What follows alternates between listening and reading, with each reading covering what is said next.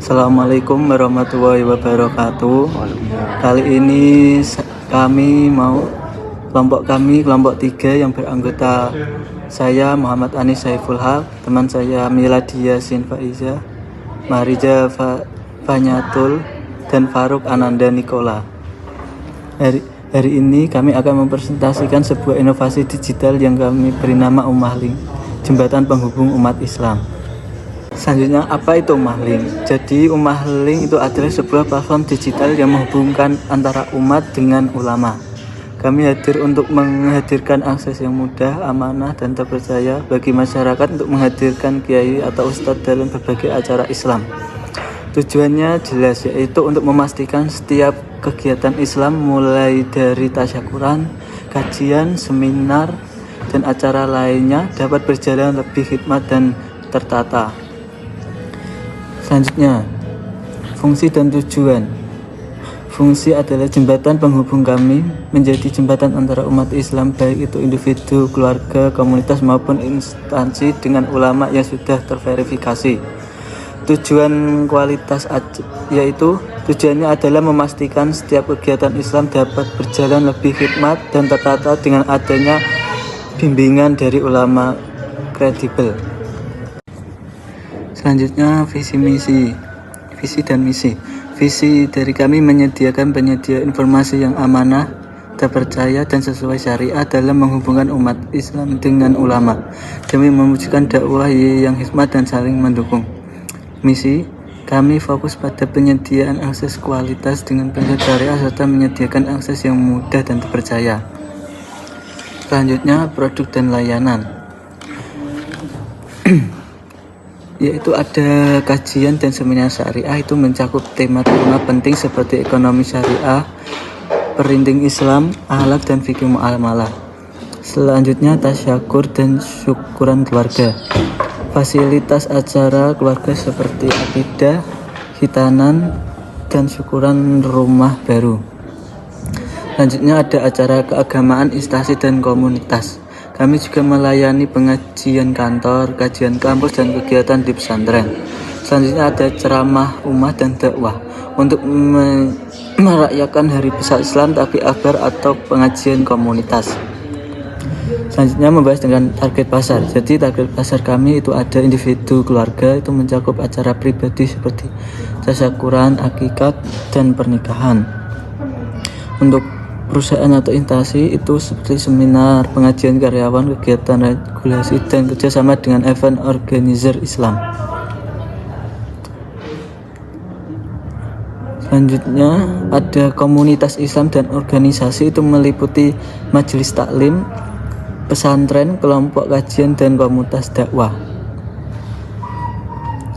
Selanjutnya yaitu cara kerja platform, yaitu menentukan kebutuhan pengguna, menentukan detail acara, jenis, tanggal, lokasi, atau tema.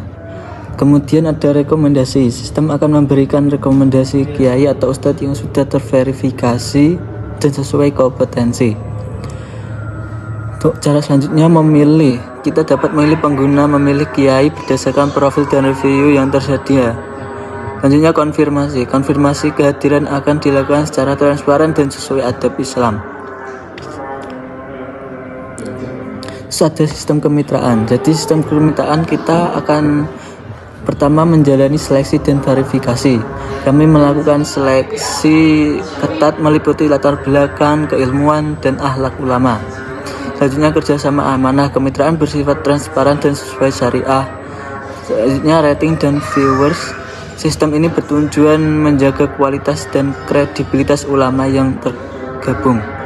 Selanjutnya ada vendor Islam. Kami juga bekerja sama dengan vendor Islam seperti catering dan dekorasi Islam untuk layanan end-to-end. Selanjutnya modal kerjasama. Pendapatan didapat dari komunikasi transaksi platform, cross-selling, dan layanan paket. Selanjutnya sumber pendapatan. Pendapatan kami dari komisi. Kami mendapatkan komisi dari kehadiran kiai atau ulama sebesar 10 hingga 20%. Layanan premium, kami menawarkan paket layanan premium seperti konsultasi pra-acara, MC Islam, dokumentasi, dan vendor tambahan. Selanjutnya ada stabilitas. Kami pendapatan akan stabil seiring jumlah acara yang difasilitasi. Terus ada potensi tambahan melalui kemitraan vendor Islam dan banding layanan. Terus ada filosofi logo Ummah Link, yaitu dari penyajian logo kami memiliki makna mendalam seperti masjid, simbol ilmu, dakwah dan peradaban Islam. Lengkungan menggambarkan peran kami sebagai penghubung antara umat dan ulama. Terus ada figur ulama dan ulama, melambangkan sinergi saling membutuhkan dan hubungan yang harmonis. Warna hijau dan emas menyajikan lambang kedamaian dan keberkahan, sementara emas melambangkan keilmuan dan kepercayaan. Terus ada cahaya lingkaran, 9 petunjuk dan kesatuan umat Islam. Di sini saya akan melanjutkan presentasi dari Saiful, yaitu tampilan admin. Fokus utama admin adalah pengawasan, manajemen data, dan analisis kinerja sistem. Nah, pertama itu bisa login dan dashboard. Admin memulai dengan login untuk mengakses dashboard utama admin. Lalu dashboard memberikan ringkasan statistik kunci, terus jumlah pengguna aktif, jumlah mitra aktif, jumlah pesanan bulan ini, terus total transaksi dan rating rata-rata layanan. Ya, manajemen data dan operasional itu data pengguna dan data mitra. Admin akan mengelola semua informasi akun pengguna dan mitra. Riwayat pemesanan dan jadwal. Modul ini digunakan untuk memantau semua riwayat transaksi dan jadwal acara. Lalu ke sistem keuangan ini melacak dan mengelola semua transaksi yang terjadi dalam sistem. Terus ada konten dan informasi. Mengelola konten yang ditampilkan di aplikasi seperti artikel Islami atau informasi umum.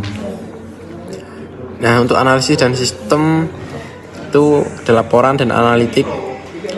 Itu memproses data operasional dan keuangan menjadi laporan yang berguna untuk pengambilan keputusan. Terus ada pengetahuan sistem itu melakukan konfigurasi teknis dan non teknis pada aplikasi. Terus yang terakhir itu bantuan dan laporan. Modul untuk mengelola permintaan bantuan dari pengguna atau mitra dan notifikasi penting sistem.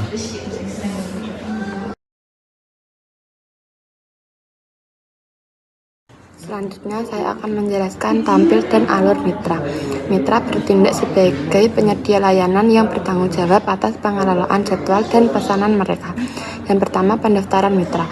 Mitra harus mengisi formulir pendaftaran yang detail. Data yang diwajibkan mencakup informasi pribadi, yaitu nama lengkap, nomor HP dan email, serta alamat domisili. Yang kedua, kualifikasi, riwayat pendidikan pesantren, dan bidang keahlian seperti doraemon, nurasi, kajian, dan lain-lain. Yang ketiga, verifikasi, mengunggah foto dan CV atau sertifikasi dakwah. Yang keempat, pembayaran, menyertakan rekening pembayaran. Selanjutnya, dashboard dan pesanan. Dashboard menampilkan ringkasan hari ini, termasuk jumlah jadwal acara, pesanan masuk, dan ringkasan keuangan. Yang kedua, pesanan masuk.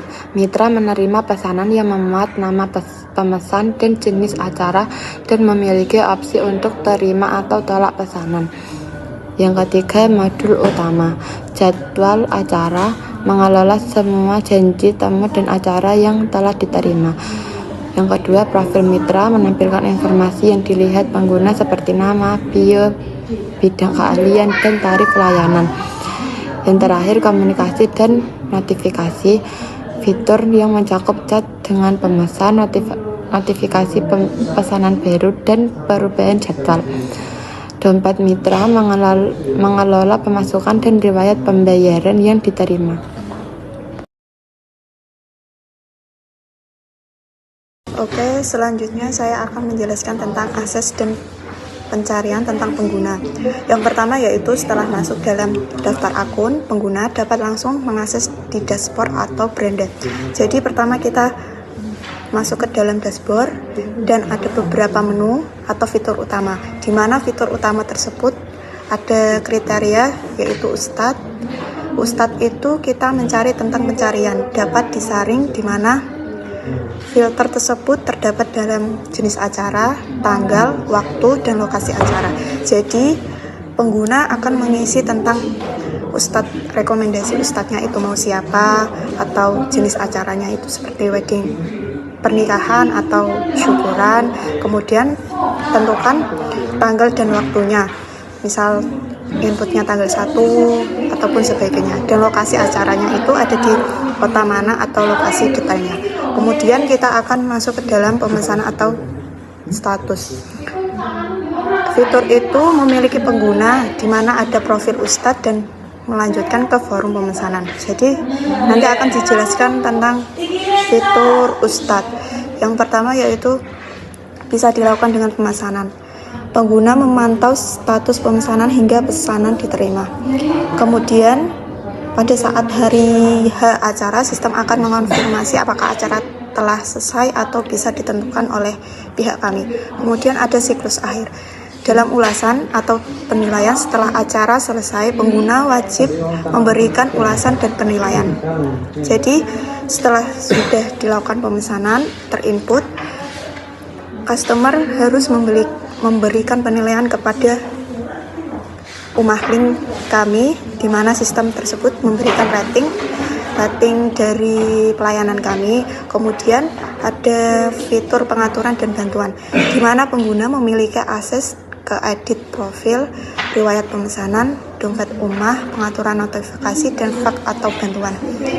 Pengaturan dan bantuan itu bisa diketik apabila tidak paham atau kurang paham dalam melakukan itu penginputan data.